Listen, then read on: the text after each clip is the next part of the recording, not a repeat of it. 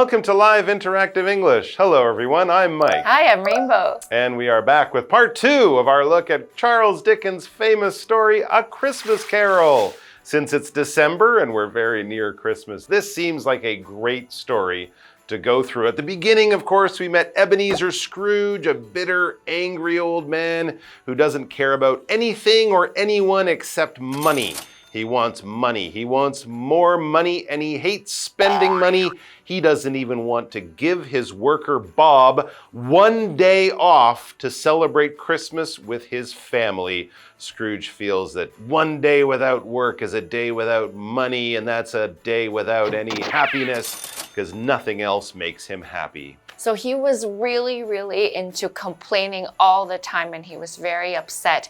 And during Christmas time, somebody came over and said, I would like to get some money from you for charity, for a good cause. Would you like to give us some money? And he said no. And he was really upset because somebody wanted to take his money. So we learned that he was such an unhappy person, and he just spread this feeling of unhappiness to everybody. But then something happens. There were a couple of ghosts that happened who came and tried to teach him a lesson. That's right. So the night before Christmas, this would be Christmas Eve, a ghost appears.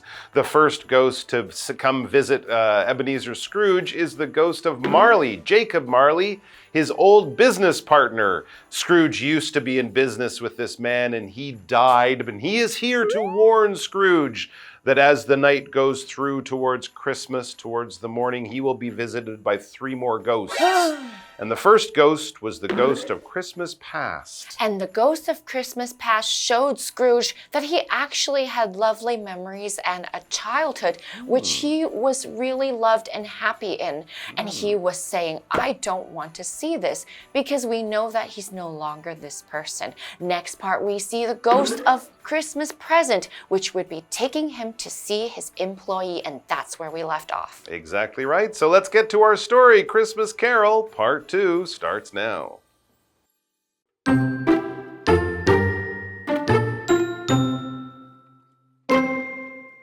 The ghost took Scrooge to Bob's house. Bob's wife had made Christmas dinner for the family, and they were eating it together. Although their house was small and they didn't have much food, they were happy.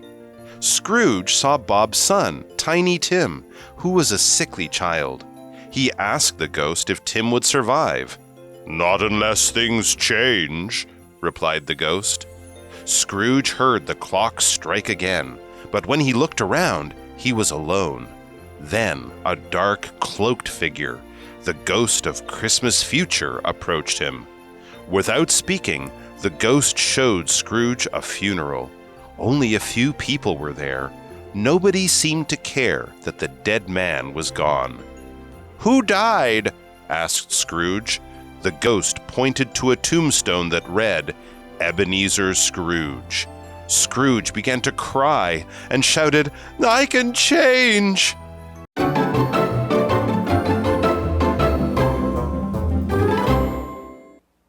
So the second ghost of Christmas night, the ones that Marley warned Ebenezer Scrooge would come to visit him, is here. It's the ghost of Christmas present, who is going to show Scrooge the effects that his life is having on the people around him now, here, today, in the present.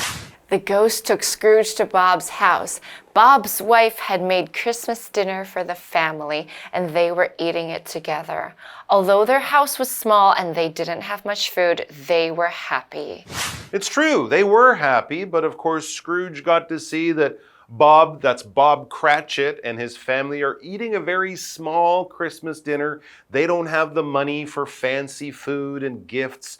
Their home is small, their home is cold, but still they're happy. They love each other. They're trying to get the spirit of Christmas, even though they don't have much. And then we read, Scrooge saw Bob's son, Tiny Tim, who was a sickly child. That's right, Bob has a family, I think 2 or 3 daughters, and this little boy, Tiny Tim. Little Tiny Tim, his legs don't work very well. No. He has to get around on crutches, and of course, small. Bob Cratchit doesn't have the money to take Tiny Tim to a good doctor in a good hospital. So this is a very difficult life that Bob has. And that's Scrooge, he asked the ghost if Tim would survive. Will Tiny Tim survive, this poor, sick little child? Not unless things change, replied the ghost. The ghost is basically saying, no, Tiny Tim will not get better. He's sick.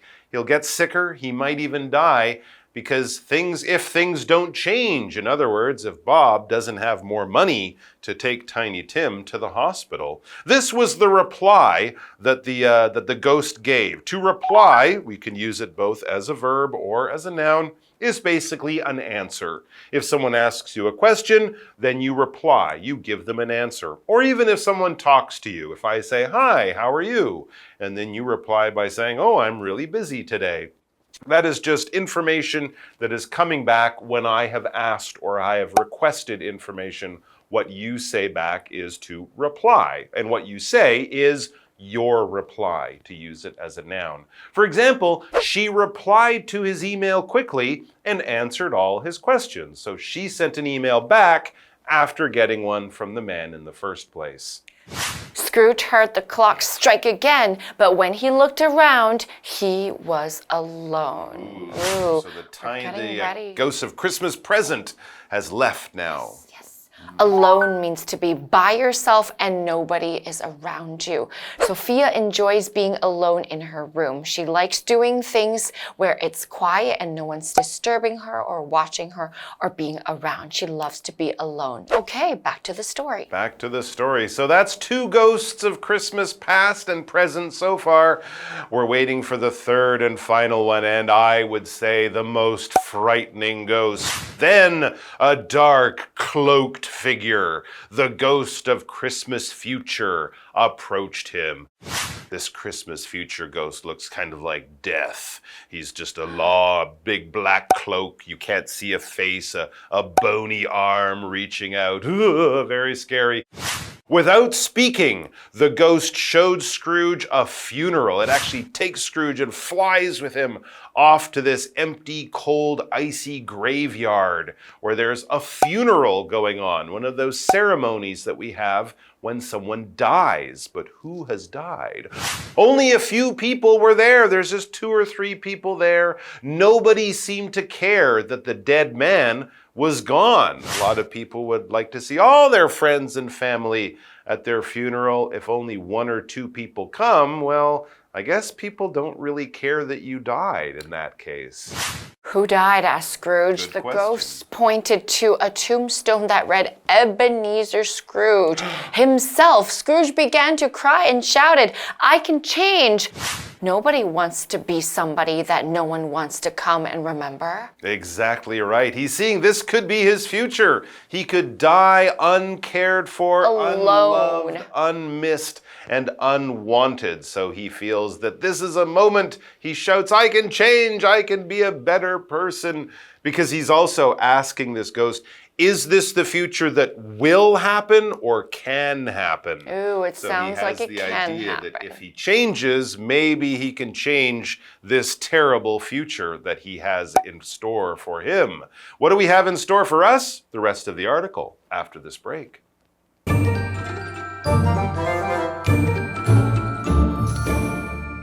Hello， 大家好，我是 Hanny。第一天的故事提到会有3个幽灵来找 Scrooge。第一位是过去的圣诞幽灵，他带 Scrooge 去看他年轻时快乐的圣诞节。那第2位是现在的圣诞幽灵，他带 Scrooge 到员工 Bob 他们家。那他们全家人正在享用圣诞晚餐，虽然房子不大，也没有很多食物，可是他们很快乐。Scrooge 看到 Bob 的儿子是一个体弱多病的孩子，他问幽灵那个孩子能不能活下来。幽灵回答说，除非情况改变，否则不会。那这时候 Scrooge 再次听到钟响，他看看四周，突然就只剩他一个人了。我们先看一下单字 reply 这个动词，它表示回答、回应。alone 则是形容独自一人的、孤独的。sickly 则是形容体弱多病的。好，那故事接着写到，有一个披着斗篷的黑暗身影走向了 Scrooge， 那是未来的圣诞幽灵。幽灵一句话都没说，他就只让 Scrooge 看一场葬礼，那边只有少数几个人在场，似乎没有人在乎死者。那当 Scrooge 问说是谁死了，幽灵就指着一块墓碑，上面写着他的名字 Ebenezer Scrooge。于是 Scrooge 就开始哭泣啊，哭着说他可以改变。好，我们补充一下 cloak 当动词可以表达使披上斗篷，那文中用到 cloaked 是过去分词当形容词来描述披着斗篷的。那么 tombstone 就是指墓碑、墓石。那这边一个重点，我们进入文法时间。这边我们来看连接词 unless， 它表示除非、如果不怎么样。那么引导副词子句，主词加动词，这时候它可以摆在句首或句中。举例来说，出去玩的时候，我比较倾向搭当地的大众运输，而不是租车。这时候也许我可以说 I'd prefer not to rent a car unless it's really necessary。除非真的有必要，否则我宁愿不租车。好，接回课文中。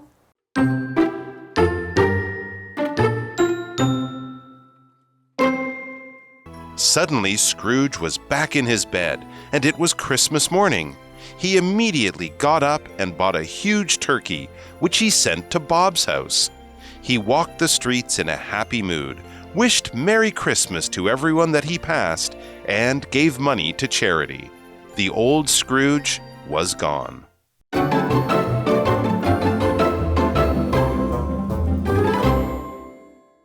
So the second ghost had brought Scrooge to see Tiny Tim, who was so sick and dying.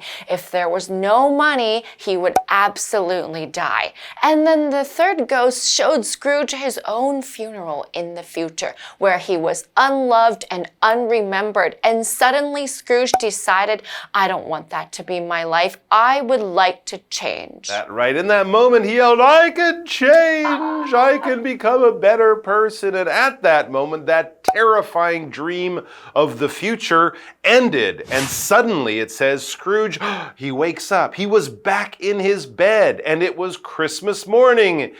He hears the church bells outside. He runs to the window, throws open the window, and says, Young man, what day is it? And the young man goes, It's Christmas morning, sir. Oh, they get one day. So he immediately got up. He got up out of bed and bought a huge turkey.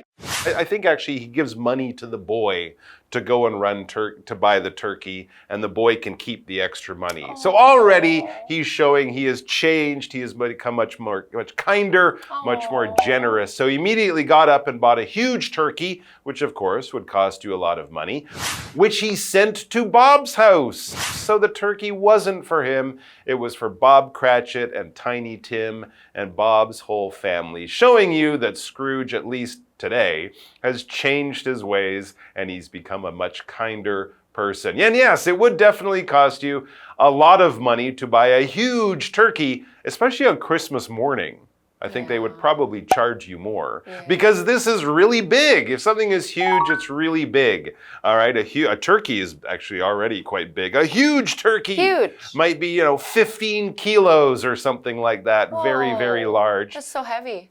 But huge is just a word we can use for things that are really large, really heavy, or something like that. Big in a very extreme way. For example, they made a huge mistake that cost the company a lot of money. It wasn't a small mistake, it was a huge mistake. Back to the story, Ebenezer Scrooge, he walked the streets in a happy mood, wished Merry Christmas to everyone that he passed, and gave money to charity. The old Scrooge was gone. Wow, he completely changed his ways. He really did a 180, and he was in such a good mood. Mood is your feeling today. So if you're in a good mood, you would sing, you would whistle, you would look at the birds in the sky, and you would think, oh, it's such a good day, and we see that Scrooge is not in a bad mood anymore. He used to be grumpy and terrible to everyone, and now he's just always happy.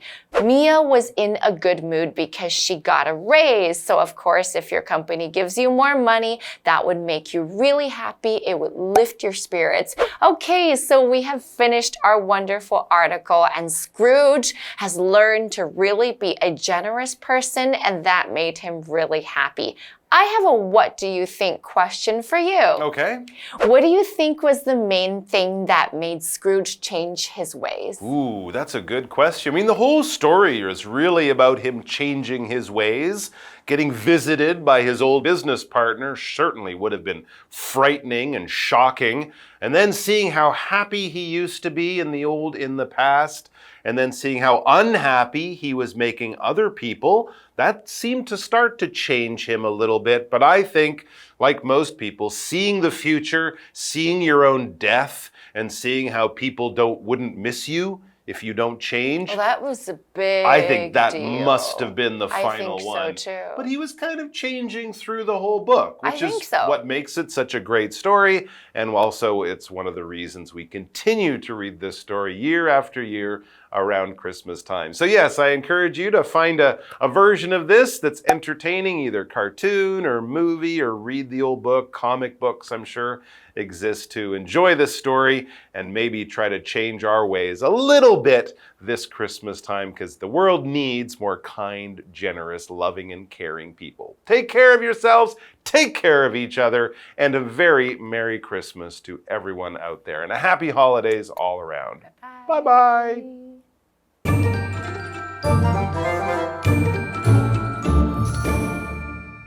刚刚我们读到 Scrooge 哭喊着说他可以改变，那突然间他就回到了床上，时间已经是圣诞节的早上，他立刻起身买了一只巨大的火鸡，把火鸡送到员工 Bob 家。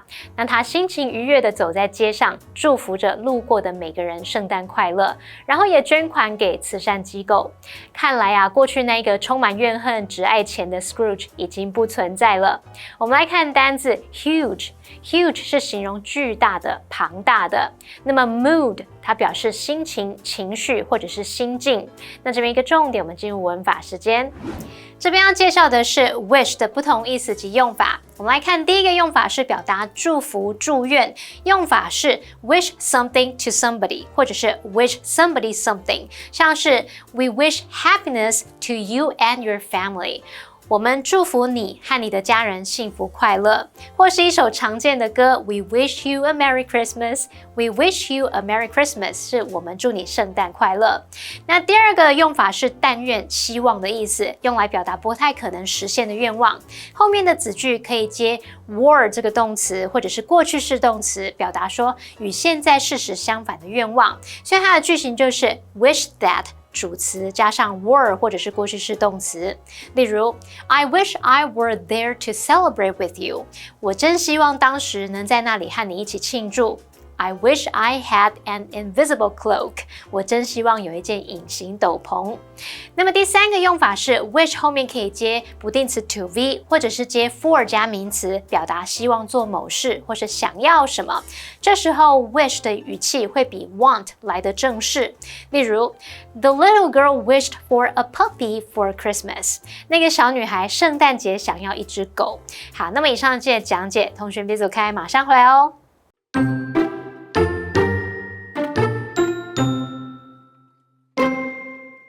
The ghost took Scrooge to Bob's house.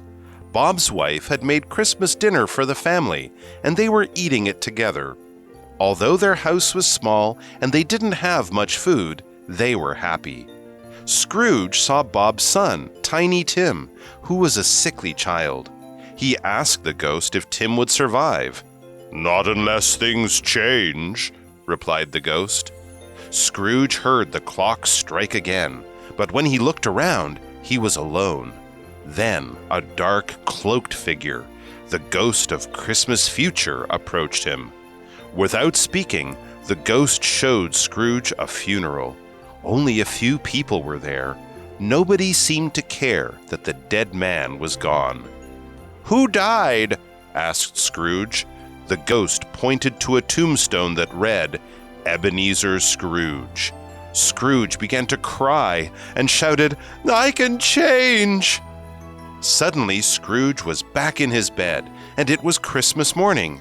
He immediately got up and bought a huge turkey, which he sent to Bob's house. He walked the streets in a happy mood, wished Merry Christmas to everyone that he passed, and gave money to charity. The old Scrooge was gone.